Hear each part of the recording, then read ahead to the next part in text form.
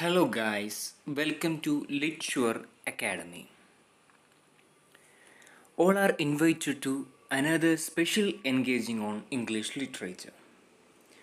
So, today what we are going to focus is something special because it is not about a linear interaction with a literary text, but instead it is purely beyond such linearities.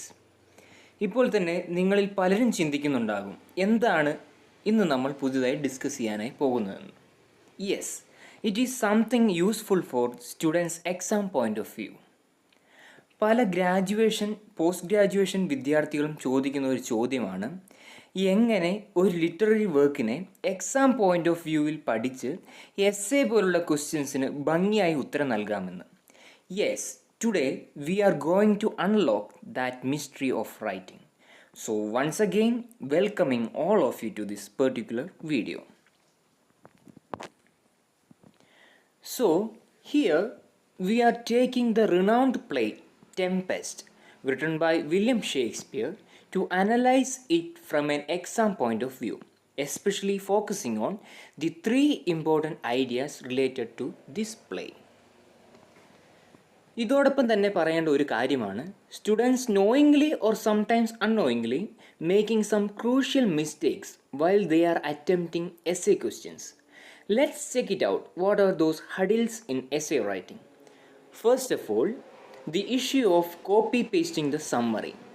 ഞാൻ പറയാതെ തന്നെ എല്ലാവർക്കും അറിയാവുന്നതാണ്, ഏത് question ചോദിച്ചാലും അതിന് summary പകർത്തി വെക്കുന്ന ഒരു ശീലം. മറ്റൊന്നാണ് ഗ്യാസ് ഫില്ലിംഗ്. ചോദ്യവുമായി പ്രത്യക്ഷത്തിൽ ബന്ധമില്ലാത്ത പല കാര്യങ്ങളെക്കുറിച്ചും വിവരിക്കുന്ന ഒരു പ്രവണത. എക്സാമ്പിളായിട്ട് ഓതർ ഡീറ്റെയിൽസ് കൂടുതലായി എഴുതുന്ന ഒരു ശീലം. മൂന്നാമതായി അൺറിലേറ്റഡ് കോട്ട്സ്. എസ്സേ ക്വസ്റ്റ്യൻ്റെ പേജ് നിറയ്ക്കുന്നതിനായി ബന്ധമില്ലാത്ത ഒരു കോട്ട് കൊണ്ടുവന്ന് എഴുതി നിറയ്ക്കുന്ന ഒരു ശീലം.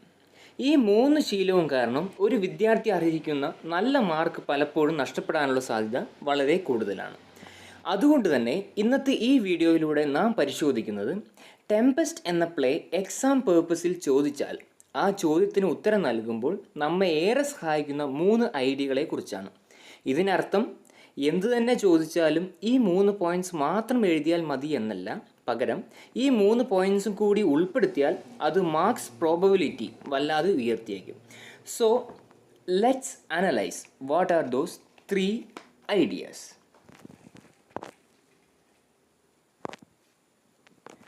The first idea is that Prospero as the epitome of power. First point എന്നത് Prospero as the Duke of Milan. Let's analyze how power is connected with the character Prospero. We know that Shakespeare has portrayed the character Prospero as a powerful being from the beginning of the play itself, because Prospero was enjoying the privilege as the Duke of Milan in the initial acts. Later, even though the fortune changes, so what we have to focus is that power, dominancy, wealth, etc. have already been entered in the character Prospero. And the second point is that Prospero generates the plot single-handedly. Let's analyze how it works. It is very much evident in the play that the entire plot gets developed through the life of Prospero. He is turning back from duke to an inhabitant of the remote island, then he is transforming into the self-acclaimed ruler of that particular island, etc. Gradually, the plot grows with his actions, thoughts, and even through his magical powers. So there also we can identify an omnipotent figure or powerful Prospero. The third point is that Prospero as the master magician. Here, the Prospero acts as the master of illusions. He is totally embodied with the mastery in the magic and other superpowers. There also he has a powerful entity. The fourth point is that Prospero is using his knowledge to transform the island. he is using his powerful weapon, that is the knowledge, to transform the island as well as its inhabitants. And the fifth point is that Prospero himself as a ruler. In this play, we can identify that Prospero considers or perceives himself as a ruler endowed with the duty of civilizing others. So, what we have to understand is that there comes dual powers. The first of all, the power to rule others, the power of ruling others, and the secondly, the power to exert his own instructions or commands over others in the veil of civilizing others.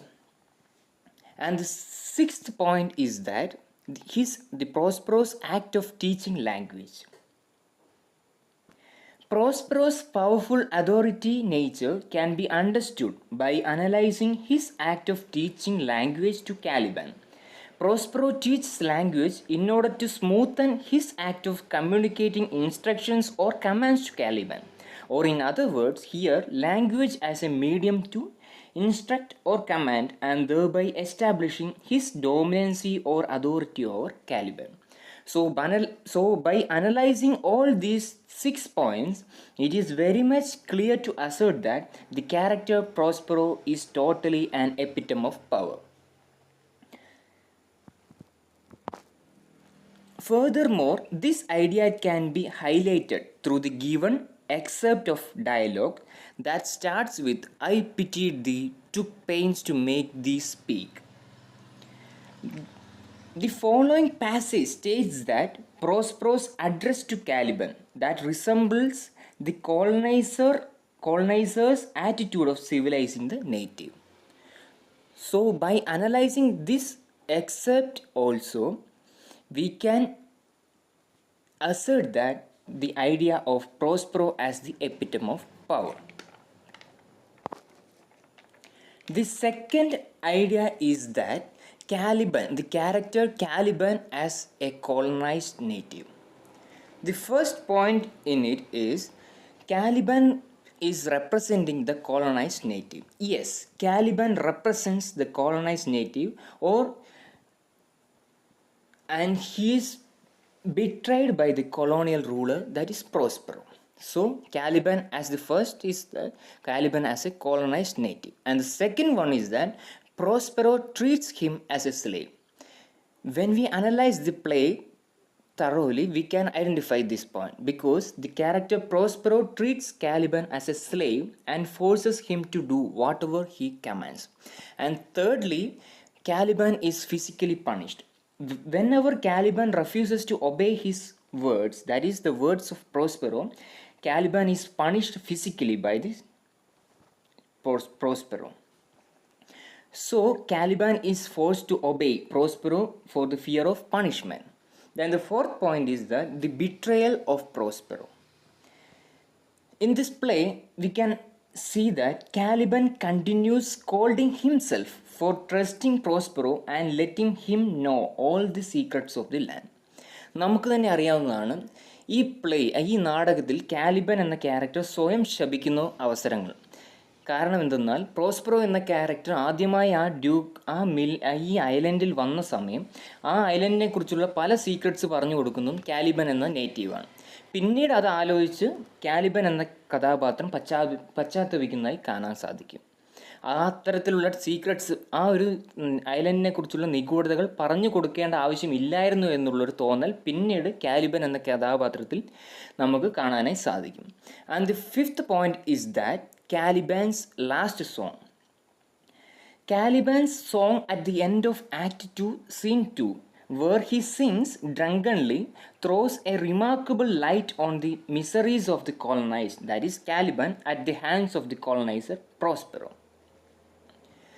So, analyzing all these 5 points, we can also state that the character called Caliban as represented by William Shakespeare in this play as a colonized native. Now let's check it out, the third important point or third important idea, that is none other than the play Tempest as a revolutionary spark. the first point is that readers get the perspective of the entire play and the need to protest against oppression. Yes, when we analyze as a reader the entire perspective of the play, there always a white dominated affinity or command oriented point of view where characters like Ariel, Caliban all have been marginalized or even severely punished by the white character Prospero.